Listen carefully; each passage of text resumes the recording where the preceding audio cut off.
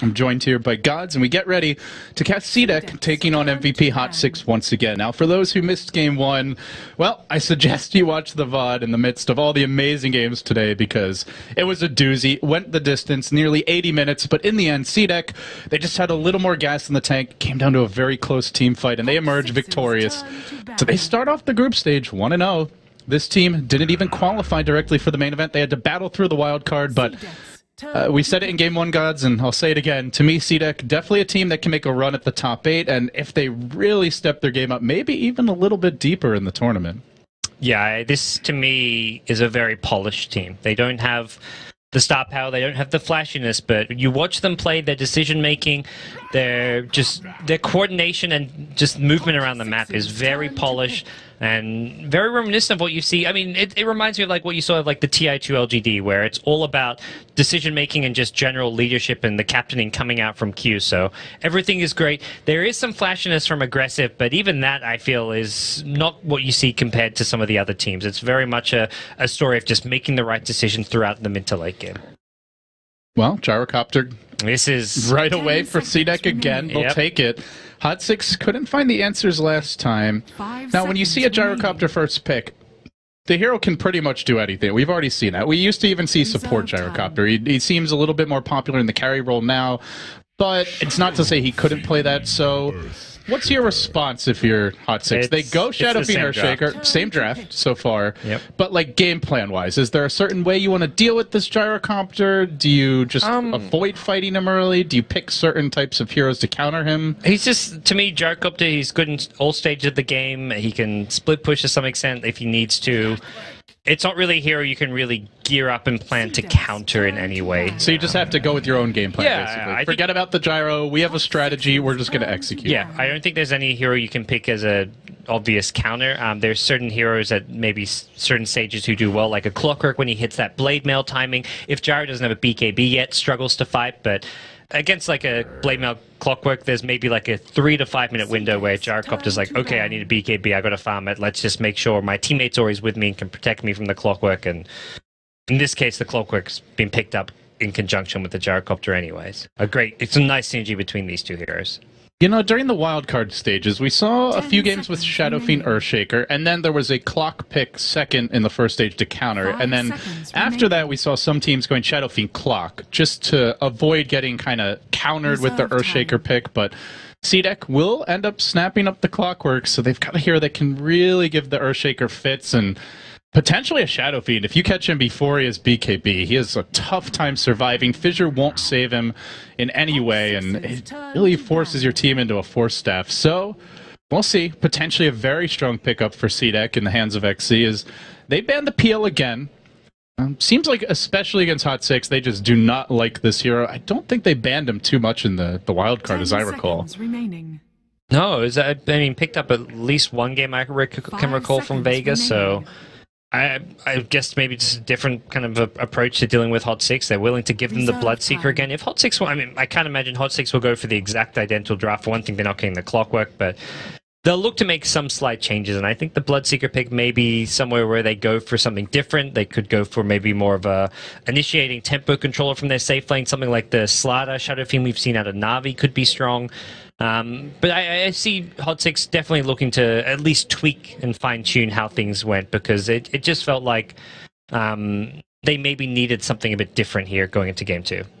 The Slardar for Havos seems really strong. He goes Midas, it seems, and if he's allowed to get the next round of items, you know, complete the treads, if he hasn't already got the Blink and the BKB, he could just run at a Gyrocopter. You amp him, he's suddenly rather easy to deal with, and you can't run from Slardar, so it's definitely a possibility. Not a hero that HOT6 are known for running, but certainly something they could look to adapt and pull out.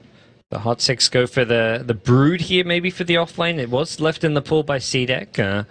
Gyro, not terrible against the Brood, but yeah, not especially great either. If you have some strong supports who bring sentries to the table, you can deal with it okay. HOT6 go for Witch Doctor this time as their second support. This was one of the most contested heroes during the SEA qualifier.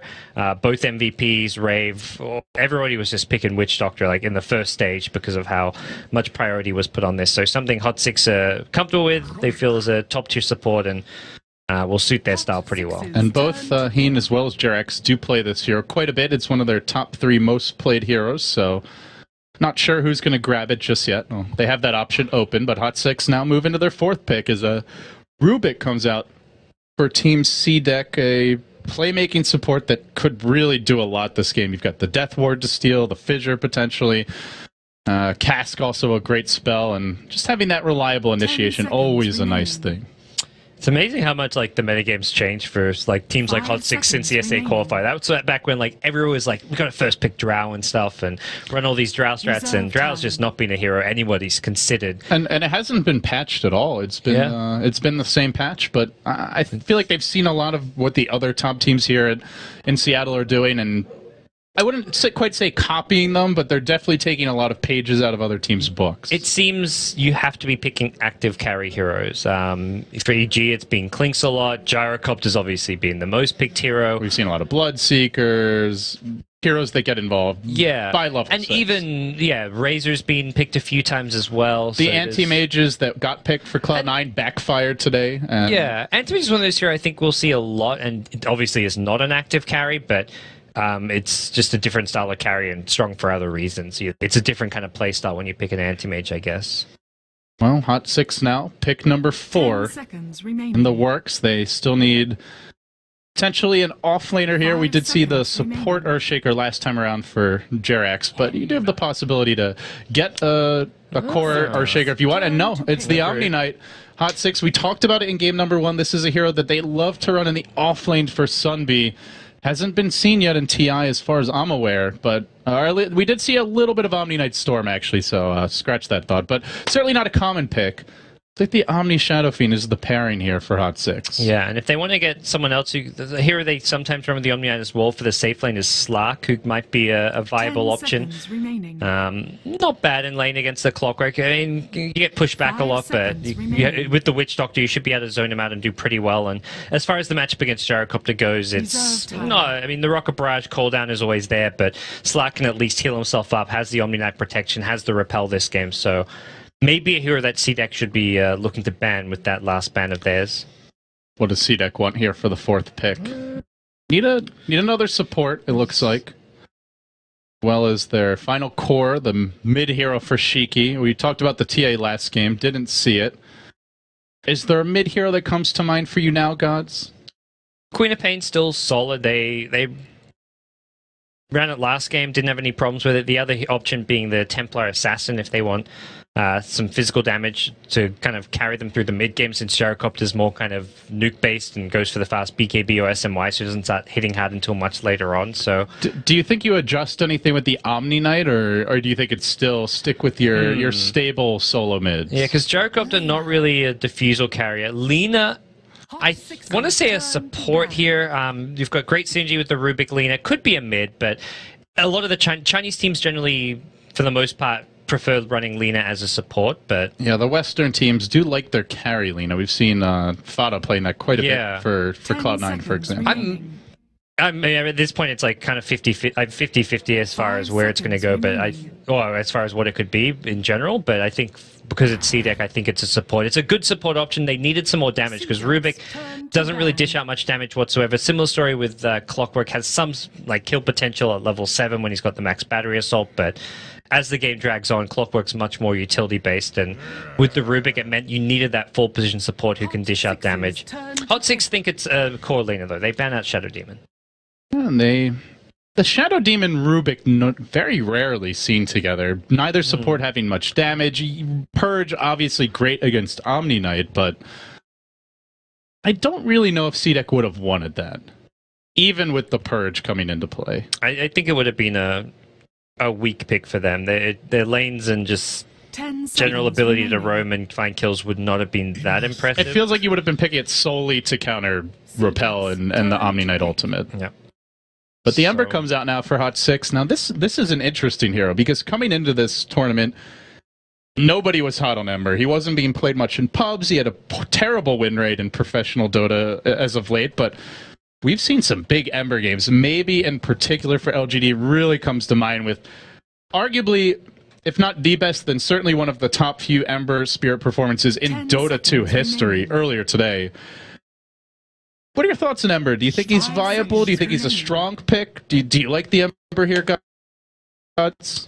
He fits the current metagame a lot, where there's a lot of fighting in the mid game. There's a lot more focused on just kills in general, and this hero hits his peaks at the right times. That first kind of maybe 10 to 15 minute peak where he has max flame guard, has a couple 2 to 3 points in Searing Chains around like level 8, level 9. Sometimes you see the 1 point in Sleight of Fist to set up the Searing Chains, and then he gets like these just cheap cost effective items. You get the drums, you get the phase boots, you have a bottle. And he's really strong at fighting and has tons of uptime. So it's a hero who doesn't have to constantly go back and heal, doesn't need to... I mean, he can, but he can go back and heal, and then he's immediately back in the fight with a Fire Remnant. So he peaks at the right time. He doesn't have much downtime. He kind of suits the metagame. As far as this game goes, he's handy because he can get out of the Clockwork Initiation, has an escape, and can fight the Gyrocopter before he hits his BK. So... I feel like the one reason why we really stopped seeing much Ember is the ability to purge the Flame Guard, where we'd see quite a few Quas Wex Invoker picks. Eul Scepter has really become a popular item, and especially 3-4 months ago was the item for pretty much everyone. Shadow Fiends would rush it. You'd see Lena's picking it up nice and early. Now they do have at least one, maybe two Eul Scepter carries. The Lena almost certain to go for it if she gets the farm. Shiki could go for it. Normally we only see Storms do it against like a Skywrath Mage or a strong silencing support. But even if they get that, you can still instantly Remnant away and avoid the follow-up stun. So it's still not a bad hero to kind of counter that play in that sense. The hero is also not great at taking objectives. Like, you do well in a fight or get like a favorable trade, and you can't really easily push towers or take any kind of objective with this hero following a one team fight. But all right, with that, let's get underway. CDEC moving as a squad of 5. We saw this move, or sorry, as a squad of 4. We saw this move before. This opened last game the exact same way, and they're going to do it again. And once more, a ward getting planted down here in the off lane. I believe Sunby did TP for this one off the bat. That's 2 games now where he's just quickly gone in and tried to get that initial ward down. Yeah. And on the dire side especially, doing this big rotation through the Radiant jungle to block the pull camp, very potent, because there's so many spots you can use to block this pull camp, and it's so hard to deward. Even with 2 sentries, you're not guaranteed to actually get the deward off. And after that, if you were on a run like an aggro duel lane, we saw last game they had the Gyrocopter in the offlane. If you have they've got sentries on Garda, so if they deward this, they just plop down a sentry and just reblock it. So you can really give the Radiant safe lane a tough time by contesting this pull camp. And they've got very strong laning supports as well as cores here. The Gyrocopter easily able to get into the offensive position. Aggressive, already moving in and wanting to do what we've seen him do so many games before. HOT6 will just watch the movements. They know their camp's probably warded. They are unlikely to know exactly where, though. But backing off. On the flip side, the Dire pull camp has not been directly blocked, but did get that ward down earlier, as mentioned. And it's looking like an offensive trialing, and one of the important things to have to deal with an offensive trialing is to be able to use your pull camp, because if the lane's ever pushed up and they've got an offensive trialing with a huge amount of kill potential, you can't go near the creep wave. Rubik Telekinesis into the Rocket Barrage is just instant kills. So it looks like, for the most part, HOT6 will have to sack the bottom lane. Sunbee's headed down there, so at least it's a hero who can maybe stand up to it and survive a little bit with Repel and also the first item boots. But Ember Spirit, another reason where he fell off, I remember seeing Rave pick this hero a lot and actually lose a lot of games to Phoenix with it, is his laning stage can really be punished by offensive trial lanes. So HOT6 decide, let's just switch up our lanes, put him in the off lane to make sure he doesn't have a bad laning stage. And he's now in a 1v1 against Clockwork, both melee heroes, gets the early Flame Guard, and XZ, he's already skilled up Cog, so he's got no easy way to dish out some magic damage and break this Flame Guard. But at the same time, it ends quickly at level 1, and it will be almost immediately removed. Oh, Sunbee, not where you want to be, bottom lane. They find the lift, they get the easy kill. He may have been scouted by this Observer Ward as he moved in, and with that, CDEC strike first again. They get the first blood to open up this game too. Garda had a really cool hiding spot. He was just in the trees to the right of the lane, not below the secret shop even. He was just tucked away, so that was just something the Omni Knight wasn't really expected. So Just smart play from him and just good knowledge of what HOT6 were up to, switching the lanes. And Omni Knight thinks he can... Level 1 is when this tri-lane has the least killing potential. It still has a ton. Telekinesis into LSA with Rocket Barrage is a lot, but he was hoping he could at least get like a level 2 so he has heal and repel. They are dual laning Cheeky, but he doesn't seem to be phased in the slightest. Already 7 and 4, walking up on the Earthshaker, almost diving the tower at points and putting the hurt on MP, who's nowhere near a bottle. He may have to pop this salve even before he gets close at this rate. And again and again, you see every time that MP walks up to the wave, he gets into Remnant overload range. If he isn't careful, he may end up getting a salve pop. He'll have to hang back a bit. As CDEC, they deward and they make their move on mid. They're not going to go just yet, but gods, they've got boots up on the Rubik. And this is the item to just get things going nice and early. We've seen this dual roam strat before from LGD. There was a period where they picked it, I think 4 or 5 games in a row. Maybe during DAC, and it's had mixed results. Also, Vici Gaming, well known for the same style of play, is they'll move around towards mid. They're just looking for openings and easy picks. Yeah, this is going to be a problematic laning stage for HOT6. They lost their key vision, which is... They have a sentry. I think they saw Heen get this ward as well. He could get caught out. Oh, they found him, Heen. Oh, where are you going, buddy? He tries to retreat. The slave not enough, barely surviving on a tiny fraction of HP. As Shiki almost ends up going down.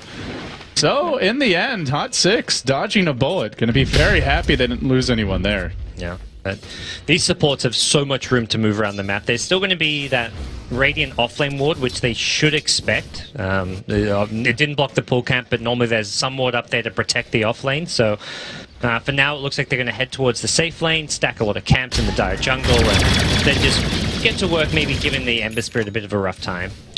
This bottom lane is Omni Knight versus Gyro, and as you'd pretty much expect after the way the game began, Aggressive's going to get free farm here, and I feel like I've seen this a lot from CDEC, where they pick the Gyro, they give him maybe a little bit of help early, but as soon as Aggressive has a tiny edge, they just leave him alone. And it's almost always a favorable 1v1 matchup, so as you mentioned, it frees up the supports to move, and they're not giving up anything. He's still getting his levels. Sure, they're going to bring in the Earthshaker here, but the chances of a kill are very low, especially with this Observer Ward in the neighborhood. Don't think it actually saw the Earthshaker, but this gives Aggressive an idea of any time a third support makes their move. Yeah, or a third hero, I should say. And for the CX supports, so many times when Aggressive gets left alone, he just goes and finds kills anyway. So they're probably so confident when they just leave him alone that he's going to make the right decisions of when to fight and know kind of his limits, that they're just going to keep on doing that. They do get the D-ward off here with the Witch Doctor rotation, and Aggressive's going to have to be a bit careful. Fissure, then the cast, and then everybody runs. He's fighting, yeah. They've seen that one before. Even if they fully Fissure block him, they have no repel just yet. With repel, maybe you can go in on him and tank the barrage, but I mean, there's just no way otherwise. You can't even get close. So meanwhile, they're getting out farm gods. The top 3 farmers all on CDEC. In addition to the first blood, the map control advantage, they're up by over 1,500 gold, over 1,500 experience, just thrashing HOT6 through the early laning stage. Every single lane is kind of where it needs to be. All core heroes getting farmed. Storm is ahead of CS on the Shadow Fiend. Gyrocopter is free farming away in the bottom lane, and that's kind of against a dual / tri-lane. And then yeah, safe lane Clockwork is doing fine. He's going to hit a good timing on his level 6, and he's getting farm on top of that. Let's see, he's looking for the cog in on 4-up, maybe go for a kill with the level 3 battery assault, but didn't quite find the opening. As they made a move on mid, now Shiki getting trapped out of it. If the cast bounces again, he may end up falling. No, the auto attack's enough. With the long-range C-rays, they get the kill. Well played and much needed for HOT6. Getting this laning stage back under control and giving MP a much-needed boost. Yeah, it was a good unexpected rotation. Witch Doctor showed bottom, zoned a little bit, and then TP'd mid where the Earthshaker was there with a fissure. Meanwhile, the cogs have found him, and he tries to run, but he doesn't have phase boots just yet. A few more battery assault ticks, not even needed. Q, he'll collect the kill, and with that, get some experience as well.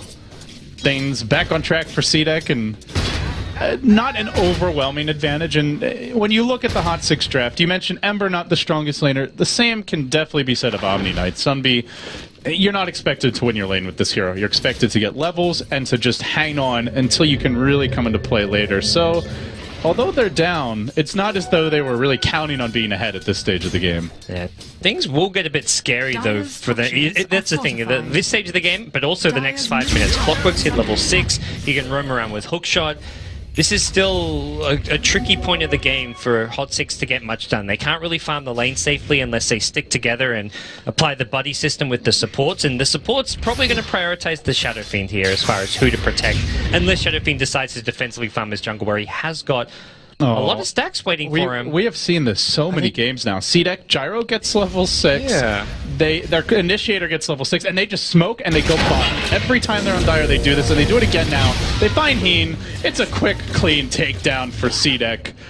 That move, for teams that are going to play them in the days to come, I feel like certainly there's going to be a team that sees it and is just waiting there with 3 heroes to ambush them, because they do it every game, gods. Yeah, would have loved to have seen them go for the SF stack there. He had like either a 4 or 5 stack there in the neutrals, but he farms it now, and I think recognizing that, I probably want to take this before Gyrocopter sniffs it out and comes with a cooldown flak cannon, so... Well, they've extended their lead, and boy, is it a big one. 7 minutes, only 3-1 the kill score. Over 3,000 gold, about 3,000 experience. You really can't lose the laning stage much harder than this without chain feeding down mid. This is going to be tough for HOT6. Yeah, they're going to be looking to fight in the mid game. They have to hit that timing with the Ember Spirit where they're strong. They're going to have imagine a point in Repel coming up at some point soon. He's actually going for 2 in DJ. Guess what? Aggressive is roaming. Yeah. They know too. They're painting. They don't see Gyro bottom. They've got a lane ward here, and the thing is, can they even punish this? Even with 3, I don't know if they can run into the Gyro. They do. I think they see him, actually. Oh, he's just out of vision. I mean, if you look at how much time Aggressive spends in lane last hitting the first 10 minutes of the game, it's probably less than any Gyrocopter player out there. Maybe than any carry, period. Maybe even on other heroes. I remember his Juggernaut. He moves around a lot. This is just a carry player that doesn't like to sit still. In a lot of ways reminds me of how Eternal Envy will play, like, say, a Clinks, for example. But Borev, bottom lane, could get caught out here. He's got the Flame Guard active. They have no way to remove this, so they really want to time the jump for when that Flame Guard's about to wear off. And what do you know? The timing almost perfect, but he's able to... he's zipped out. He's got a Remnant, but he gets lifted, and he dies almost instantly to the Rocket Barrage. Can't even get another Remnant out. At the same moment, Jurex and Sunby moving in top. They do find Q. They heal off the mark. He just walks away. The Kanking Omni Knight. Not nearly as scary as the Rubik Gyro. Lena's level 7. That is insane. They gave Lena the lane, and they just started moving around with the other cores. Storm was jungling, Gyro was ganking the enemy woods, and Clockwork was smoke ganking bottom. And the scary thing is, not only does she get levels, but they don't know where these cores are. So either they sit in lanes and risk getting ganked, or they run away and just get out-farmed. They're just getting completely outmaneuvered. They're giving Lena a ton of kill potential. Also fun. This is Arcane Boots and 900 gold, so we could be seeing a fast Yule Scepter come up. And that's going to ruin the Ember. The Flame Guard's going to be useless. It's quickly turning into a core Lena. 4F TP's in tops, but Clockwork's there waiting to protect Lena. Is 4F really going on this? He even jumps in. They might counter-initiate. He's almost out of mana. XC trying to bait him forward into the Laguna Blade. I'm not sure 4F's prepared for this to come out so early. Not going to be necessary. He'll just retreat out. But that's a 4-hero rotation for 2. And they get nothing. And all the while, bottom lane's been pushed down. The tier 1 is long since fallen. And now, CDEC, they set up camp in the Dire jungle. They get their lane ward down.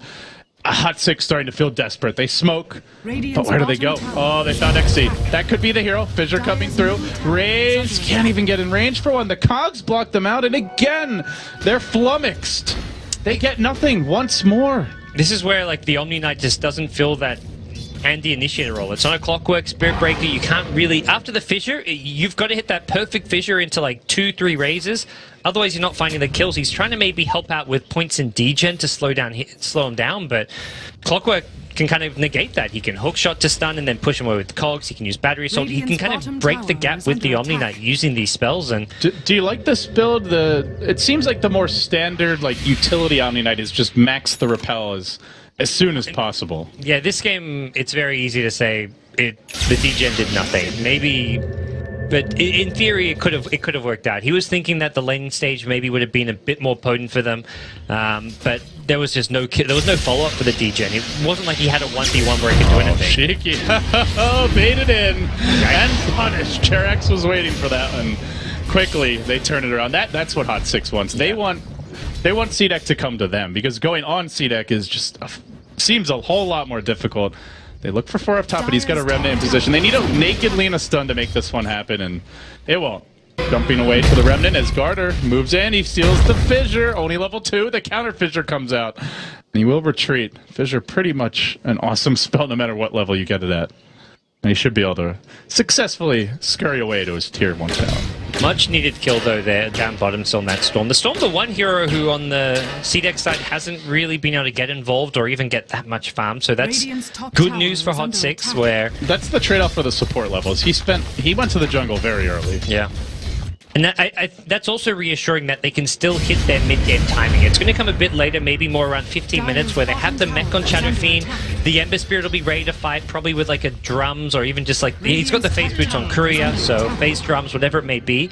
And they can take fights without worrying about Storm having too much farm, or even just... Like if he has a Soul Ring and a point booster or something, he's a lot scarier. Compared to now, he's just got treads in the robe. So he's going to be working on an Orchid, but he's not going to be anywhere near it come mid-game time. MP continuing to lay into this bottom tower. The mech is complete. Good timing. 12 minutes with all the accoutrements. Has the Wraith Band, the Treads, the full Magic Wand, and CDEC not going for it yet, but Q and Garter start to inch forward. Radiant Vision is lacking in this particular area of the map, but they'll back off in the end. Play it safe. Remember, they have the stalling Fissure. Garter with another spell steal ready, so could even steal the Raze if he really wants to slow down. They're going to set up. Oh, got to be quick with the repel, and they get it off. Now, Q forced back, but they hold the line for now. Garter, Fissure up in 8. And they're just completely rebuffing this push, gods, while they also pressure the other lanes. These two supports, Lina, Rubik, if they get their levels, man, they can do a lot on their own. Yeah, good luck pushing into Fissure, Fadebolt, Dragon Slave. So. And even a stun if really needed from the Lina. And this is, great space for the Storm Spirit. He's getting farm and pressuring top lane. Well, they're going to keep on pressing him. They don't even care. Repel comes out again. MP still has mech even. Does CDEC want to fight this one? They do not bring in the Storm. He continues to push the top lane, and seems they will forfeit the tier 1 here with this next creep wave coming in. It looks like, I mean, the heroes can just right-click it down even without a creep wave, but... Great elsewhere on the map as in CDEC continue to farm. They're not going to get a tower per se, but they are getting damage on these towers. Yeah, they do some chip damage. They HOT6 maybe fight a bit behind in terms of experience during that time, but we've stabilized here. It's about a 5,000 gold lead, and similar experience lead a hefty advantage for CDEC early on. Probably waiting for that next round of key items. The Lina Yule's well underway for Q as the arguably 4, but soon to be 3 position hero on this team. Almost caught up with his own clockwork. And the Storm Spirit, what do you think the build is this game? Do you go straight Orchid, BKB? Is it a Bloodstone kind of game for you, Gods? I mean, it looks like Orchid, he's picked up the robe. You always want Bloodstone. It's just whether you get whether you go for it like first item before an Orchid, or you get it as your second item after the Orchid. So looks like this game around, he's got the Oblivion stuff. We'll be rushing the Orchid, and then Bloodstone, the natural secondary item pickup. Aura farms mid, but you know, they don't really seem to have the best lockdown for the Ember. They've got only the Lina stun and the pull. I think that's where he felt like he needed to rush the Orchid, maybe. Just to deal with the Ember. Either the Ember, the Omni Knight as well is a problem hero. So if you want to go in the Ember with your other stuns and like disables the telekinesis while you silence the Omni Knight, is a possibility. By the way, speaking of item pickups, point booster right away from the Rubik of Garter. Does he skip Blink and go all the way? Oh, top lane. Cheeky gets caught out. He tries to jump his way back. The cask still connects, even through the ball lightning, but he pops a regen and balls even further. It's a 5-hero commitment as they were smoking to the north side of the map. They get nothing, but they still look to push here with the mech, with a strong team fight, and the question becomes, does CDEC even consider trying to hold this, or do they just once again go elsewhere and split push? Yeah, Storm is regen runing towards the mid lane, and it looks like they're just going to completely abandon Chip in the top lane. This is where HOT6 have reached their first peak as far as their draft goes, and I think CDEC just respecting that. CDEC had that great early game start. They still got a 5,000 net worth lead, but the quickest way to throw that away is going to be by taking a bad team fight against a lineup which is frankly stronger than them right now. I think they're right in not taking this fight. Well, Shiki wanting to make a move on 4F here. The chain's coming out yet again. He falls forward. The call down could be perfect here. Connecting a 2-3 hero storm. Dead off the bat. They look for the turn. They only get the Witch Doctor. Now XZ, his own cogs trapping him as the chains follow this up, but they blast down the Ember. Pew pew in the dome, and he falls. CDEC forced back. Didn't get a spell steal off. The final backline support's a bit slow as far as Garter goes to get in that fight. They do end up making a 2-for-2. Cores traded fairly evenly here, and a slight net worth advantage when the dust settles for HOT6. Yeah, CDEC just in a better position there. They kind of made up for having maybe the slightly weaker teamfight lineup right now by just being... They had 5 there in the mid lane, so if HOT6 wanted to come in and defend that tier 1 mid tower, they were TPing in one by one. They never had like a head-on 5v5 engagement, and CDEC still in a good position, keeping lanes pushed out there. Even going to get a tier 2 bottom tower just 17 minutes in. Gyrocopter with an SMY phase boots, and now Ogre Club going to be coming out on the career as well. Looks like, nope, he's going to go for some lifesteal, so he's going to go for a more damage-oriented build and a greedier way of playing with the Helm with a Dominator pickup. Interesting. Not a build we normally see from Aggressive, but given how much Ember Spirits have been farming in this tournament, as well as how long most games have been going, maybe it's the safer choice here in the end. As you mentioned, I mean, on paper, the gold lead feels quite major. The players don't see it in the numbers as directly, and given how strong the Shadow Fiend is with Repel, he doesn't have to go BKB, so he can go straight into bigger combat items. Maybe this is just the better play overall. They're farming the Ancients, MP in position. 4F looking to be the one who jumps in first, and he may get 2 here with the chains. Oh, only Aggressive, but trapped out. Quickly dealt with, they finish him as Garter looks to make his own escape. He stole the Repel, but it just didn't end up mattering in the end. Ends up falling regardless. 2 heroes down. MP does cancel his own TP. They're going to steal the Ancients. Are they thinking Roche? No, they're heading towards mid. Probably not the most efficient, but yeah, they've got the damage for it, but it'll just be maybe a bit slow. And there's farm to be had top and mid lane. And there's hero kills to be had from 4F, who's got a Sleight of Fist in just a moment here. Oh, he dodges the stun. No, he doesn't. The Laguna Blade comes out. Has no Flame Guard, but the heal from Omni Knight again coming into play. HOT6 showing off the Omni power. I mean, this guy got destroyed in the laning stage. He didn't die, but he got absolutely no farm out of the lane. Put 2 points in degen, which felt ineffective, and all of a sudden, every fight gets turned around by a quick heal or repel, and that's even before the ult comes into play, Gods. CDEC did get the tier 2 top tower while that was happening with the Storm, so that's most of the rest of his Orchid. He's kind of shut down the Omni, but it really feels like that's the hero who must be dealt with. It still doesn't feel like that's the... I mean, there was already a lot of damage just out. That was a pretty low HP tower, and CDEC are giving up a lot to get these objectives. Oh, speaking of the Omni Knight, there's your jump in. Call out coming through. It's going to connect on 2. The follow-up, not quite there. They even wanted to go around onto Aggressive as the Fissure blocks the back. Keen cancels his own death ward to retreat his way out. No hook shot. Double damage right up on the clock, though, and he moves forward. The Cogs are there along with the Yules to hold the Ember in position. He jumps out, dodging the Lena Stone. Very nicely played. And HOT6 still going in despite an endless barrage of damage. They keep on getting heals and repels and all kinds of nice ways to keep their HP in the green zone, and now they push forward down mid. They're gonna look for this tower. They're just not afraid of anything. Yep. Maybe they should be. There's a Laguna ready. And they don't have the Death Ward, they don't have Guardian Angel. There's a hookup as well. This could be trouble for HOT6. Yeah, Earthshaker only has one spell. He ran up the cliff, ends up getting caught out and immediately dealt with. Now the follow-up attempted, the combo not quite there. 4F barely remnant away, but now the hook forward MP, even through the hail, he can't survive. They found him, isolate him, and bring him down. And they rout HOT6 as they're forced to retreat. 3 heroes down. The Storm, the only trade, as he died also up on that cliff, but in the end, a worthy exchange for CDEC, and perhaps most importantly, Gods, they hold the tower. But look how far in these CDEC supports are. You're looking at a Lina and a Rubik, who are both getting towards their eggs. Garter's got 2 components and 800 gold. Q's got 1 and 300, and that's after the Yule Scepter. But this might be a game where Aggressive doesn't really carry at all, and let alone the Storm Spirit of Shiki. It could very well be Garter and Q who do the heavy lifting if the game continues. It's definitely something very reassuring for them where, okay, our mid-game didn't go as well as we'd like. We gave up a few kind of unnecessary kills here or there, but I think it's like, well, we've got 5 heroes who are all gonna keep on, who are all farming well. Like your Clockwork's gone for some slightly less conventional items with the urn, the treads, the medallion, but these are items which are really going to help buff up the gyrocopter. If he even wants to complete the full solar crest, which I imagine at least long term will be the plan, you can pop that on the gyrocopter. You can use it offensive on the Shadow Fiend if he's not going for a BKB. So all across the board, CDEC is still in a good position, and that's where, I mean, HOT6 effectively have 3 support utilities in Omni, Earthshaker, and Witch Doctor, none of which are getting a whole lot of farm. It puts a lot of pressure on MP, and I would say Forev, but he's not the most farmed Ember, and Gods, he's not going Battle Fury. He's actually building towards an early Manta here, picks up the Yasha. We used to see this build a lot from the Southeast Asian teams. In fact, I would say almost always this would be the choice. Rave in particular. Chrissy comes to mind as someone who just, no matter how good a game he was having, no matter how far ahead he was, he always went Manta. Do you think this is a Manta game? Not against any kind of a...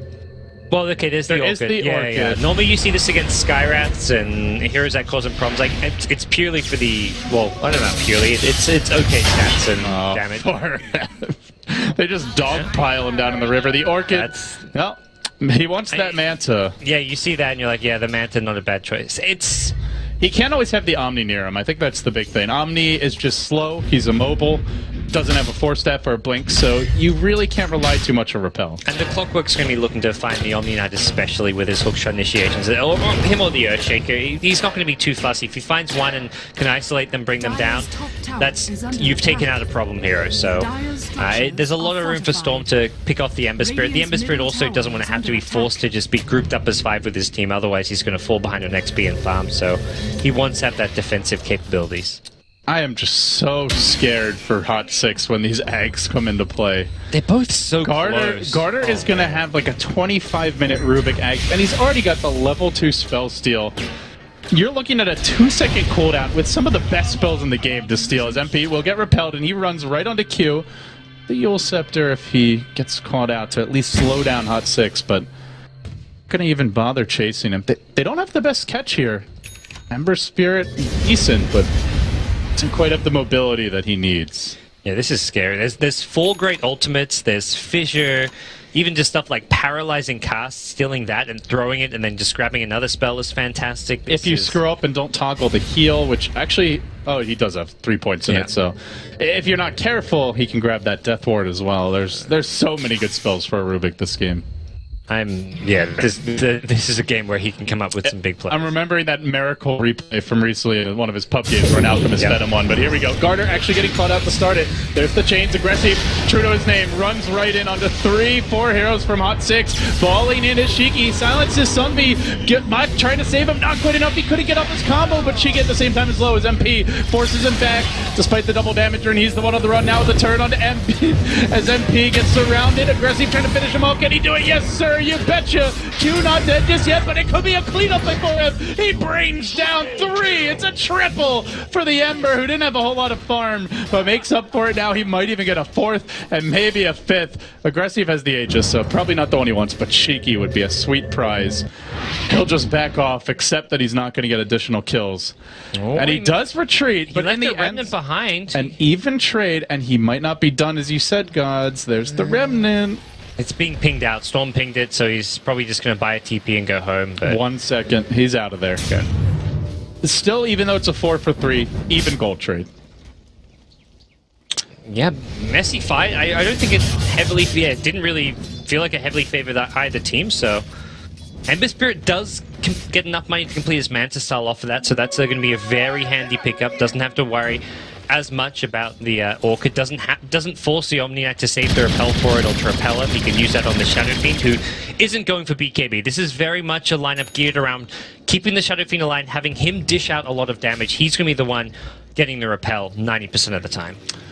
And with that, the question is, can they protect Sunbi? Is there a way to ensure he gets off his combo? Because last fight, gets jumped, gets silenced, didn't even take the full storm damage. He barely caught him, and He just melted. Is there an item or a type of way of playing that can protect this guy? The Blink Dagger gives you a lot of room to sit really far back, but Storm can just jump even further if he gets vision. I thought it was maybe going to get a Guardian Greaves, because you can obviously get rid of the Orchid using that, but it's all going to come down to positioning, as well as maybe some well-placed Earthshaker. He's got the Yule, so they want to start with the Storm. They get off the Silence on the forehead. Then the Stun Lacuna combo comes out.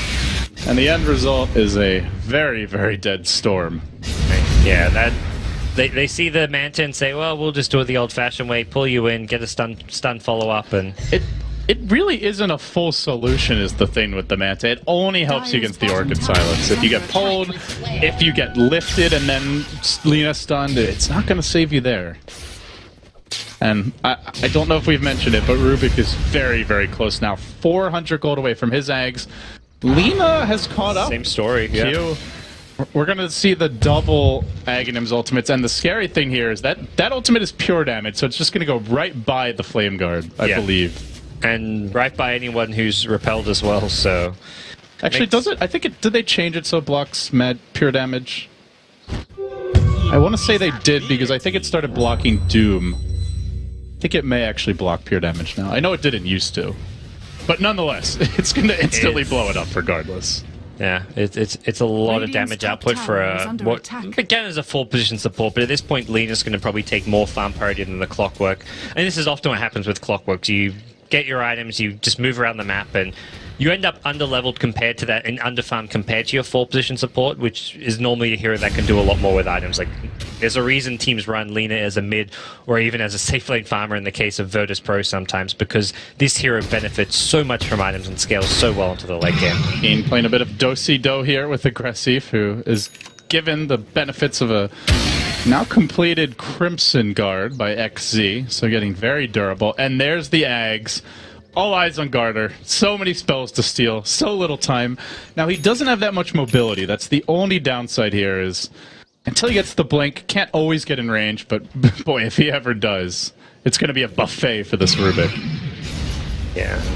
See if they look to make a move sometime soon. They're pinging towards that tier 2 town. Maybe you think they'll go for a smoke of some sort. They don't have any out just yet, but Cheeky at the top lane, just getting some farm on. He wants a Bloodstone next, and his team. They found the Omni Knight, and quickly they will steal the heal. They can throw it out onto the Clockwork, try to keep him alive. The Omni Knight ultimate use. Where's that secondary spell steal? He's caught that as well. No, actually got Purification again, but that's okay. He can keep his team alive. They kill up the Shadow Fiend. Has the buyback and may need to use it right away. Q just sitting here and waiting. He quickly purges off the Flame Guard and then looks for the stun. He doesn't quite hit it. Zap anyway, and oh, down goes the Ember Spirit. They're not done yet. They even find Jerax the Earthshaker on the way out, and it's a headlong retreat for HOT6. Didn't get to see Garter steal everything I was hoping for that fight, but just the simple heal bomb is more than sufficient. Yeah, it's a strong spell in itself. Everybody's kept well and healthy right now, and well, they're going to stop reaching the high ground. Oh, Heen, you left your fountain. That means your food for Shiki. That's 4 dead. The Shadow Fiend buyback is now forced. An MP marching in, but he's really going to struggle to hold this all by his lonesome. And this Repel, well, level 4 now. Not something you want to be giving to Garter. If you give the Storm a Repel at this stage of the game with the level of farm he has, you are just going to have a hell of a time trying to hold. Yeah, so they're going to back off now as the respawns start to come out. I'm surprised they didn't commit to that one. I guess the Repel Shadow Fiend, not easy to deal with. They haven't got any kind of a Diffusal Blade up just yet, and not really a clear, obvious candidate to buy one. And maybe someone like the Clockwork goes. No, Clockwork's going for an Axe, so maybe Lina or Rubik, but at this point, they're ignoring the repelled Shadow Fiend and just going straight for the Omni Knight. And if he repels himself as a result, the team fight goes well because there's no repel and the Shadow Fiend doesn't have it makes you wonder if maybe he needs like a Yule Scepter here, or you know, even potentially a Force Staff? I'm not really sure. He's got to have some way to reliably keep himself alive in these fights. A Glimmer Cape perhaps could help. Sunbeam just feels too vulnerable. Yeah. It's tough. Something, yeah, I think 4-stuff especially good against the Clockwork, so you can get out of the cogs. Unless you... Cheeky, bold jump in, one small leap for Storm, and a giant takedown for MVP. But Aggressive says, screw it, I'm going in anyway. Requiem will try to slow down the onslaught, but XC comes from the rear. He blocks up the path of retreat, and together, the mow-down MP en route to 3 kills. Well, Garter's chasing. He's still in the fire remnants, but can't do a whole lot with those. Just tough for HOT6 to get anything done, guys. They're down 20,000 gold, 20,000 experience. Sure, Omni Knight can do a lot with little farm, but this is pushing even the limits of that hero. And just an uphill battle when now that Gyrocopter has an Aegis as well, so it looks like this time around they will be able to finish and commit to this mid set of Raxes, and all Ember can do is just sit back, throw some Sleight of Fist out, but with just a Manta style, he doesn't have that Battle Fury cleave, he doesn't have that threatening damage output that CDEC are at all concerned about this. It doesn't even tickle. Aggressive shrugs it off. He's got 21 armor. You've got 17 on XZ. Garter and Q even sitting with around 7 to 9 apiece. That's plenty to survive, and plus they've got the eggs, so they've got a lot of extra HP to soak up the damage. He's just not scary, like you said. They're going to need a lot of time here for MVP, and somehow they've got to find a good fight. Oh, they're going to have everyone back alive soon, and probably going to be forced into a fight as CDEC there are have an Aegis still 3 minutes and change on this Aegis gods. That's a worrying thought. Clockwork, by the way, he's ready to join the Axe crew. Okay, you guys, I can buy an Axe. He's getting a little lonely here, you know? He doesn't like to be the odd man left out. Oh boy. Okay. Time to amp up your playmaking potential if you're Garter. Blink Dagger, now purchased, and let's see. They're gone. Thought he bought it. Yeah, I saw the pop-up. He sold it afterwards. Oh, so. Maybe he's going to go to the side shop for it. Unless he's considering something else. Skip a blink. He might be considering Diffusal for the team is the main thing I can think of. I think he's just going to use the side shop here. It's headed on a little detour. Nah. Blink is just so good when you have this many spells to steal. Absolutely. Oh, no, he there you go. Oh, no, he bought it at the base. The struggle is real. He just said screw it. He got Fire Remnant. Oh, yeah. I was like, why are you TPing home, Garter? Yeah, me too. Aha! I'm like, this doesn't seem like the optimal play. Garter, just making fools of even us. He's running rings around them, and it's showing no signs of ending anytime soon. He's left the Fire Remnant behind. He can just go blinking in and initiate if he wants. Well, they do catch Aggressive, but I mean, it's really a question of who's the catcher here. I mean, Aggressive is the one. He's flanking everybody back. Every time he's on Gyro, he's up in front, tanking all the damage, and now Aggressive makes his move. He jumps in with the Blink Initiation, just look for the spell steal. There's the Omni Knight ultimate, immediately going back the other way, and he's going to look for more spells to steal as this fight continues. Maybe the Repel is the next one on the list. He's got the spell steal, but doesn't have the vision to make it happen. But that's all it takes. Shadow Fiend down, and push continues relentlessly.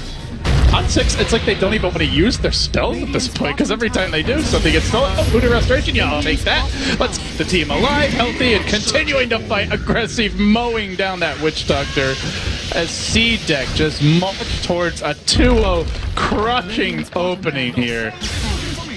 Are we sure this team was a wildcard team? Because they are playing like a team that could easily make a run into the top 8, if not further. Yeah, this is... other teams in Group B watching this will be thinking, man, for one thing, we got to ban that Gyrocopter. For a second thing, is this team going to be an easy win for us? They came out of the wild card, but I think CDEC is going to cause a lot of problems for some of the favorites here. I think the other big thing with CDEC is it's really that 5 to 6 minute smoke.